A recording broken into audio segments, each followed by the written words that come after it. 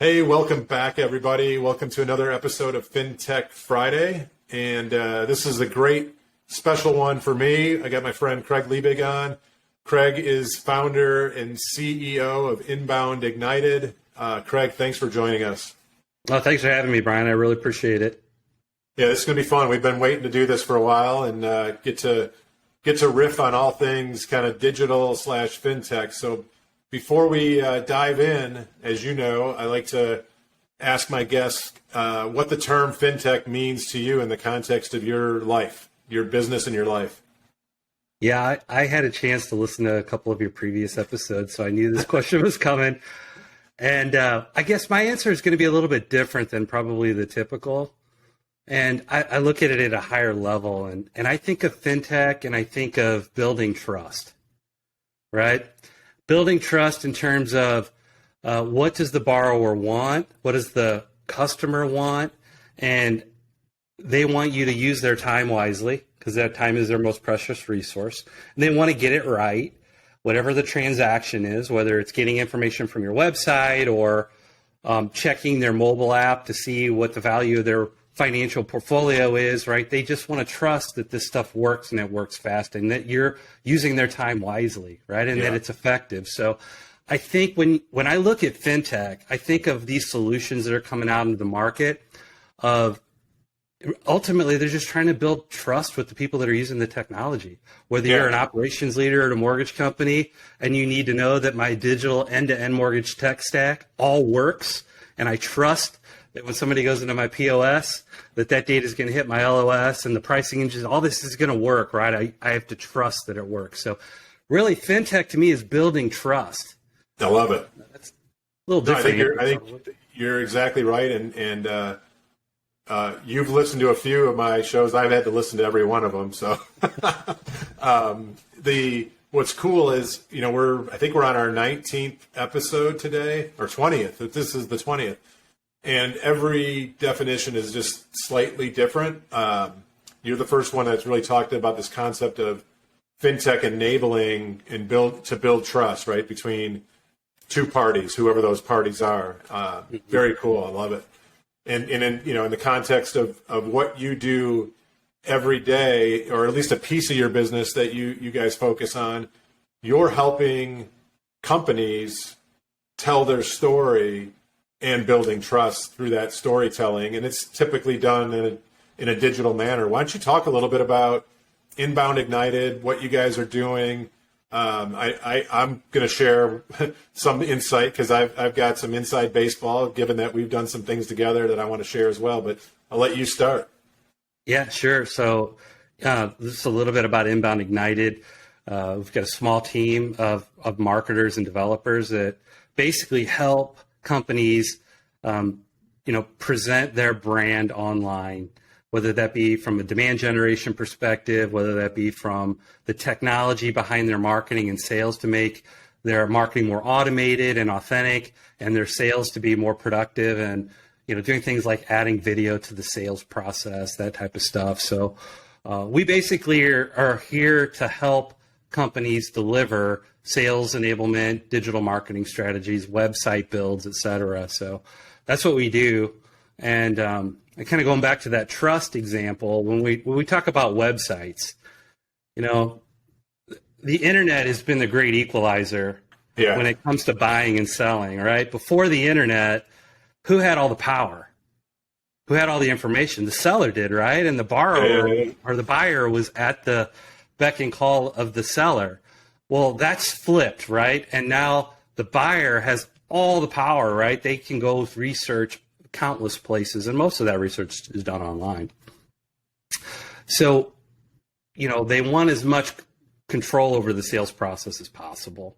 And so what we help companies do is we help them deliver that, right? We help them build trust. And the way we figure that to be is to answer their questions. Yeah. Right? Don't leave a shroud of secrecy behind your product. Let someone come to your website and discover what it is that you're about, communicate that effectively, and then let them make the decision if they want to take that next step and have a talk with a human being.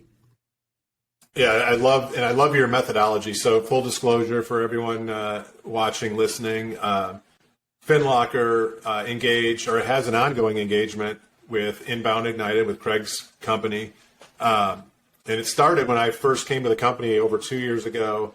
And it really started just with a very simple use case. When I came to the company, there was a legacy CRM system, and it really wasn't configured and set up, and didn't frankly have, in my opinion, what was needed for where we were as a company. And I was introduced to Inbound through one of my colleagues here at FinLocker, who's a former colleague of yours in a prior life, and we kind of hit it off right away. And I think quickly, well, from my perspective, you established trust and credibility in some of the things you had done for your own business as it related to this particular problem I was getting help solving, which was a new CRM. So you recommended HubSpot, which has turned out to be a wonderful solution for FinLocker. You went even further than that. You actually helped us implement it and did all the heavy lifting, frankly, to do that. And that led to a deeper engagement over the last couple of years, where we most recently have been working with your firm on launching a new website for FinLocker. And what I saw, or what I felt was fascinating, was the way the process that you took us through to build this new website. And it was truly focused on answering all the questions that a visitor to finlocker.com may have. And I never thought about a website in that manner, but as a consumer, as somebody who goes to websites for any kind of reason, whatever it is, could be to research different tomato plants, I go there with a question and want to get the answer. And it never dawned on me in running a business that logically that's what my website should be doing, is answering all those questions. And so that process was an eye opener. And what I love about this is it's an evergreen process, right? Because new questions are getting asked every day, and sometimes they're not there front and center. And you have to be. I think what I've learned is you can't just stand up a website, walk away, and never touch it again. It's almost on a pretty regular basis, you need to be reviewing it, not just for content and making sure that it's answering the questions, but it also needs to serve a purpose for you as a business owner or someone who's managing a business. Why don't you talk a little bit about the way you guys think about that aspect of it as well? Yeah, there's a lot to unpack there. We look at websites across the industry, and we still see a lot of people talking about their product and their features and their benefits, and they don't kind of translate that back to the problem that their prospect has that they might be able to solve. And they don't answer all the questions that I think someone is going to ask at some point. There's a stat that I've heard, which is 70% of the buying process happens online before someone talks to a human. Right. So when I see a stat like that, that tells me that your website needs to be your best salesperson, that it needs to position your product in the right way. It needs to communicate your value. It needs to answer the questions that they have. And those questions are, things like, how much does it cost? And I don't see that on websites anywhere. Right. And I talk to people and they say, I don't want to put that on my website. And I'm like, well, it's their money. Yeah. They deserve to know how, they need to know this, right? It's a and question. So you don't have to put your pricing list on there, but you do need to address it and say, well, this is what it's going to cost. Yeah. Generally, there's a lot of factors to it. Just address the pricing questions. That's one thing. In terms of the process that people have adopted for website builds, I've been in the industry for a long time, mid-90s. And I've been involved in a couple of website builds, a couple at Citi, one for Citi Home Equity, one for Citi Mortgage. And then I rebuilt a site at Equifax for the Work Number, right? So I've been involved in these big website migrations. And then we've done about 8 or 9 for our clients as well. We've only been going at this for about 2 years. Yeah. So we're still learning, Brian. And what I've learned was a traditional way where you hire an agency, or you assemble a team and you build your website and then you let it sit for 2-3 years. And then next thing you're like, oh my gosh, our website is stale. It's stagnant. It doesn't address the market. Things have changed. We got to start this whole project again. And every time I was put on that project when I was in corporate America, it was like, oh my gosh, this is just another job. I've got my day job and then I have to do this as well. So our approach is a little different, and we're trying to build that trust with our clients. So we break it out into 3 phases. The first phase is like a discovery phase.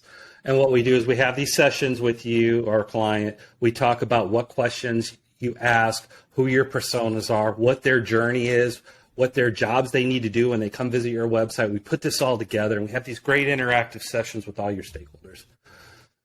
And then we go back and we put together a recommended site map. We put together page strategies, content strategies, and a design of what your homepage might look like, and then an estimate on how to build that first stage of the site. And we do a flat fee there. We say, look, if over the course of time you're working with us, you don't feel the vibe like we're not a good fit or we're not hitting the mark, you're out that flat fee. And then you could move on and use the blueprint and have somebody else do either do it yourself or find another agency. And so we kind of build some trust that way. And the second phase is the foundational site, where we're going to build something that looks better and performs better than your current site. And then the third phase is that ongoing update of the site, right? Depending on what your budget is and, how generally likely the site is to change, but we're going to constantly monitor and improve it, et cetera. And that's that third phase. So we call that growth-driven design. And so the way I think about this is, and I don't think your business is limited to smaller type companies, but that happens to be where I am today. We're a smaller type company. We're, early stage, and there's plenty of those type of companies in mortgage and real estate today and insurance. This is just the way I'm thinking about Inbound Ignited in the context of FinLocker. I'm not going to go out and hire a webmaster and someone that's going to just focus 100% of their energy on our website. It's just, we're not there yet. That's not where we are. We may get there at some stage, and today's not the time for that. So what we've, basically done with you all is you've become an extension of our tech and marketing teams through this ongoing engagement. And I think it's just a wonderful way to extend the work that's been done to date and keep continuity, in the coming months as we, every day I go into our website, I'm like, I wish we would have done that. Well, guess what? We can do that because we have this ongoing engagement. So I think it's a great way to approach it, and it goes back to what we opened with, which is you all built trust initially. You told us what you recommend. You told us what you're going to do. We signed up for that, and you delivered against it, which gave us all the confidence in the world to say, okay, we like the prototype. Now go build it. And it's definitely a refreshing approach, and especially for a smaller company that we're not walking around with a $250,000 budget for these kind of services. So your company did a wonderful job, and I get massive compliments on our website, which is pretty cool. And this right now, to be transparent, it's just the foundational site, right? We worked pretty quick on that. That was a fast one. It was. Get yours going. So your team was awesome, by the way. Your team, and just a shout out to your folks. Like, they were incredible. We needed something, we got it, and they were motivated to get us to I think some people know we launched a new product, our mobile app, in July, and our website, prior to your team getting involved, was really speaking to the FinLocker 2.0 product.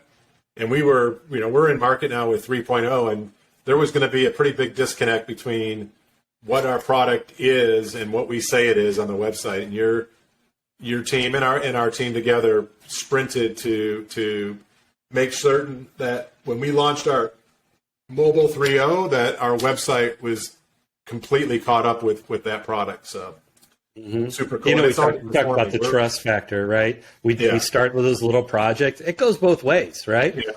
Like, our go-to-market strategy for our business has been get our foot in the door, do a little job, Yeah. Get to know the client, let them get to know us, let them experience what we can bring to the table. And then if there's an opportunity to expand it, we expand it, right? But there's no pressure there, right? So that, and it worked out for us. No, I think it's a brilliant way to go about it. And so that if we have loan officers that are out there watching and listening, they may be thinking, well, I can't really do that in the context of writing a loan for somebody. Yeah, you can. You could gain trust by giving information and advice and insights to prospective customers without any expectation for anything in return. And it's the same thing. Now, granted, we had a contract to deliver the first phase, but it's the same principle that we knew what we were each committed to, and at the end of that first phase, if we weren't satisfied and comfortable, or if you were going to be like, we can't work with these people, this is great. Each of us had an out, but it allowed us to establish that trust. I think loan officers can absolutely do that all day long, and they can do it through websites and other digital technology to provide value to consumers without any expectation of anything in return. And guess what? You will build trust. You will build a reputation, and you will end up getting revenue producing off of that. Just that's the way it works. And that just goes back to being a good human being and helping people. I mean, that's exactly what we our mantra. Just help people out. So you're engaged with a bunch of different companies, obviously highly tuned into kind of the digital marketing space, especially. What are there any trends that you're seeing right now that maybe people should be thinking about or paying attention to for the kind of next cycle that we're entering into? Yeah, I think that there's a lot of opportunity for improving your web presence and then creating some automation in your marketing stack. I think that's something that's happening, that's becoming more and more prevalent. And with the right tools, you can do that. And when I say marketing automation, you have to do it and communicate with your prospects in an authentic way. It can't be, robotic, right? Yeah. So there's some ways that are coming out that people are using effectively to create those interactions, such as, like lead nurturing and that type of thing. So lots of really good stuff coming out on that front. And, it's all about connecting with people, and leveraging things like text messaging in an automated fashion, but it all has to be kind of coordinated. Yeah. And, so I guess to answer your question, it's the human interactions are never going to come out of it. But if you can, build some automation to help those human interactions along, that really, makes you more productive, and it can be authentic and really help nurture, your buyers to go down their buyer journey to get to the point where they become your customer. Yeah, no, I think that's it's always a balance between maintaining, and I love the term authenticity, right? You need to maintain. Nobody likes to, I can tell when I'm getting, robo emailed or whatever you want to call it. That's a quick swipe, delete, done. I pay attention to what I still probably feel as an automated email, but that still feels a little warmer and more personal. Those I will pay attention to, and it is it's an art, not a science. I think you have to figure out how to make that work in the context of your brand and what your value prop is at the end of the day. Yeah, I see, companies that are blasting those emails out, and they're dead giveaways, right? As soon as I just go to my junk folder and I see 10 of them right now. And, you can do that. I call it interruption marketing. I never really like somebody knocking on my door or cold calling me or sending me an unsolicited email. Let's kind of flip it on its head. What I think that the way to go is to create a lot of information about your product, about your service that's valuable. Put it on your website and attract people instead of interruption marketing. Yeah. I just think that's a way to go. And removing friction in the buying experience is super critical now. We go back to that, fintech aspect. How can I make it easier to transact? There's lots of stuff that you can do to help reduce that. And sometimes, Brian, the friction that consumers have is actually talking to somebody. They don't like it. They don't want to talk to somebody. I don't want to talk to somebody most of the time until I'm ready to buy. So you're ready to buy. That's exactly what I was going to say.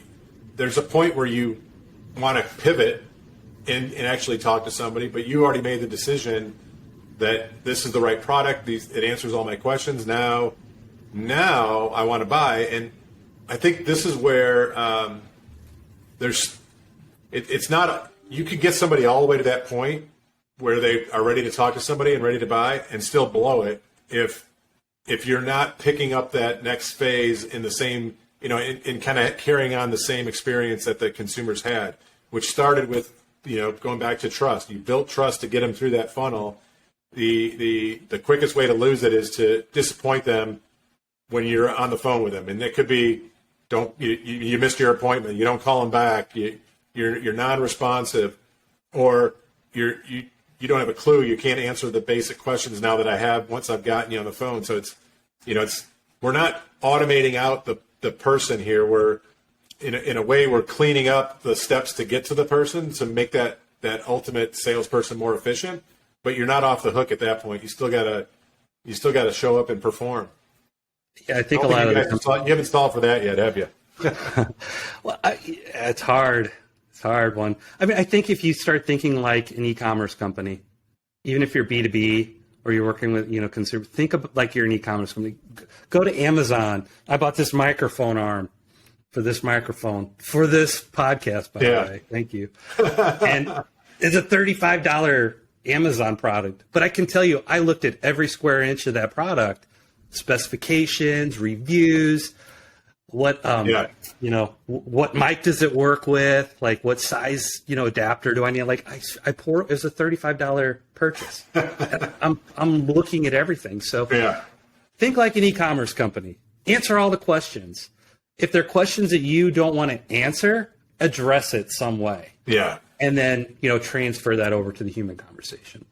Well, I think to your point on that, if there are questions you don't want to answer, you need to take a step back and ask yourself, why don't I want to answer them? And it could be, this isn't the appropriate forum, but you still need to have an answer and give them a way to get the information, right? So that's actually super good feedback. That's my little takeaway nugget, because I think we probably need to think about how to do a better job on our website to address a question around pricing, as an example, right? Oh, you're not alone. You're not alone. My web, we're redoing ours right now.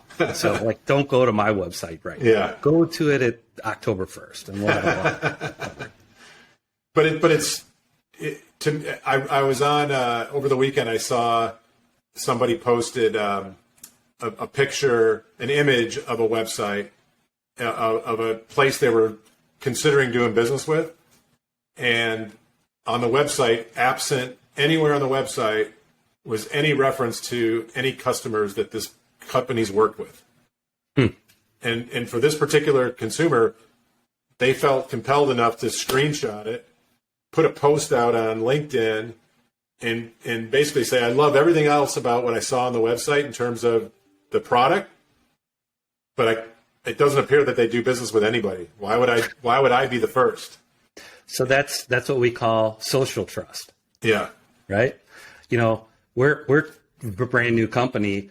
We have to show that we've worked with people that are similar to our prospects and show that we've delivered.